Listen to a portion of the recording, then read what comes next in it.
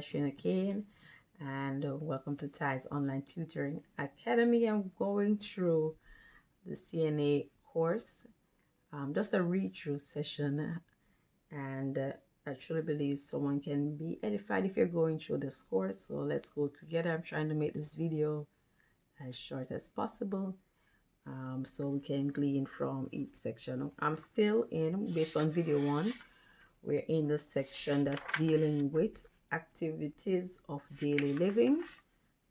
We looked over caring for oral care and tub bath and bathing. Now we're going into bed making. So let's just dive right into it. Okay, bed making. Bed making promotes comfort and prevents skin breakdown and infections. Bed linens should be changed immediately when wet or dirty. If not visibly wet or soiled, bed linens should be changed once a day in acute care and once a week in long-term care or in a patient's home. Bed making is usually done when the patient takes a bath or a shower. Beds are made differently based on the needs of the client. So we have 3 main sections highlighted. We have 1, a closed bed. A closed bed is made for patients who are out of the bed during the day. We have an open bed. An open bed is ready for the patient to use. And a surgical bed is prepared for patients being transferred from a stretcher. When making any bed, so that's closed, patients are out of the bed during the day. Open, bed is ready for the patient to use, so say the bed is open. And surgical bed is for transferring, patients being transferred from a stretcher. So it's a surgical bed. Okay, when making any bed, the first step is to collect the linens in the order they will be put on the bed. Carry linens away from the body and place clean linens down on clean and dry surfaces. Collected linens may include the bottom sheet, the top sheet, the blanket, the pillowcase for each pillow, mattress pad, draw sheet, waterproof under pad, or a bed protector as needed. To make an unoccupied bed, start by removing dirty linens from the bed. Bag linens if they are contaminated and dispose of them properly. Used linen should never come in contact with the floor or the furniture. Make the bed starting with the bottom sheet or the mattress pad if requested. If using a flat sheet as a bottom sheet, use mitred corners. If a draw sheet or a waterproof pad is being used, place it in position in the center of the bed. Place the top sheet and blanket on the bed. Then tuck the top linen under the bottom of the bed using a mitred corner.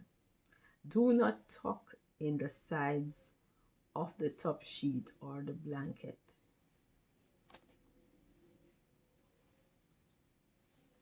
I wonder if I can just turn the book so we can have a view, if we can see clearly, if it helps. Okay, if it helps. Okay, it says, then put the pillow in the pillowcase and place on the bed. When making a closed bed, the top linens are left on fold, either over or under the pillow. When making an open bed, the top linen should be fan fold to the end of the bed. So let's repeat. It says when making a closed bed, so the patient's out of the room, the top linen are left unfolded. So they're either over or under the pillow. That's the top linens. When making an open bed, the top linens should be fan folded to the end of the bed. To make an occupied bed, start by covering the patient with a bath blanket and removing the top sheet. Next, roll the patient on their side and fan fold. Use linen towards the client. Place a clean bottom sheet and draw sheet as needed on the empty half of the bed and fan fold it towards the client. The client can then be turned on their other side. Remove the dirty linen and finish putting the bottom sheet and draw sheet on the bed. Shift the patient to the supine position and put on the top sheet and blanket. Tuck the top linen under the bottom of the bed using a toe pleat. To make a surgical bed, put on the bottom sheet and top sheet.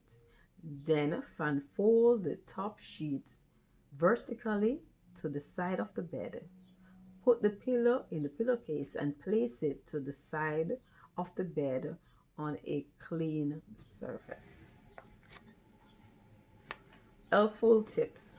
When making an occupied bed, change gloves after touching dirty linen and before touching clean linens. Okay, so our question for this section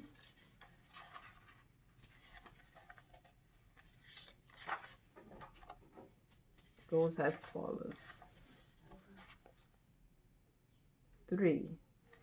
So remove the top sheet from an occupied bed.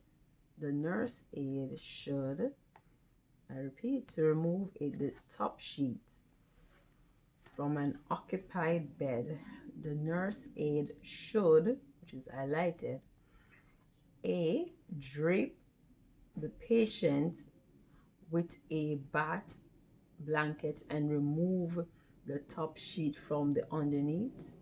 B, roll the patient to their side facing away and fold the sheet towards the guardrail. C, position the patient supine and fold the sheet towards the foot of the bed. D, assist the patient to a sitting position next to the bed and remove the top sheet. I repeat, to remove the top sheet of an occupied bed, the nurse aide should A, drape the patient with a bath blanket and remove the top sheet from underneath. B, roll the patient on their side facing away and fold the sheet towards the guardrail. C, position the patient supine and fold the sheet towards the foot of the bed. Or D, assist the patient to a sitting position next to the bed and remove the top sheet. The answer is A. To remove the top sheet from an occupied bed, the nurse aide should drape the patient towards a bath blanket and remove the top sheet underneath. This allows the patient to remain covered. So we drape the patient with a bath blanket and remove the top sheet from underneath. This allows the patient to remain covered.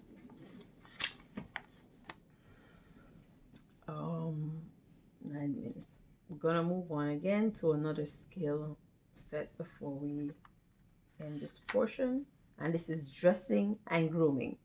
Dressing and grooming. Undressing and dressing patients should be done with concern for the dignity and independence of the patient. Invite patients to participate to the extent of their abilities and allow them to choose their own clothes when appropriate. Other guidelines for undressing and dressing patients are given below. 1. Wash hands before starting. 2. Remove garments on the stronger side first. The stronger side. C. Put clothes on the weaker side first. So we remove clothes on the stronger side and we put clothes on the weaker side first. Support limbs as they are lifted and moved. When undressing and dressing a client in a bed, place them in the supine position. And cover undressed patients with a bath blanket. Dispose of soiled clothing immediately. Skill evaluation. And this is apply 1 knee-high elastic stocking. These are 5 steps. 1. Position patient in the supine position. 2. Turn stocking inside out to the heel. 3. Place over patient's toes and roll over the patient's foot and leg. 4, which is highlighted, ensure heel of the stocking is over heel, toe opening is over toes, and there are no twists or wrinkles. And 5, wash your hands. That's for knee-high elastic stockings. And skill evaluation, this is dress patients with affected, which is a weak right arm. So the patient has a weak right arm. 1, ask patient what shirt they would like to wear. 2, carefully remove the gown from the left arm. So remember, we remove garments from the strong area. So the affected area is the right. So we remove the gown from the left arm, then from the right arm, while avoiding exposure of the patient's chest. 3, dispose of the gown in dirty linen container. 4, carefully pull shirt over the patient's head and pull on the right sleeve, then the left sleeve. 5, straighten the shirt and reposition the patient. And 6, wash your hands. Our final review question for this segment before we close this portion. Quick review. Garments should be removed starting with the, so this is a keyword, removed. Garments should be removed starting with the weaker side, the stronger side, the right side, the left side. Garments should be removed starting with the top, and that's B. Clothing should be removed starting with the stronger side. Always the stronger side.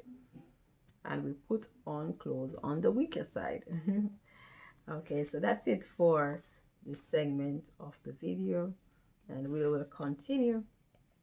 Just trying to make this video short just for comprehension. Okay, have a great one.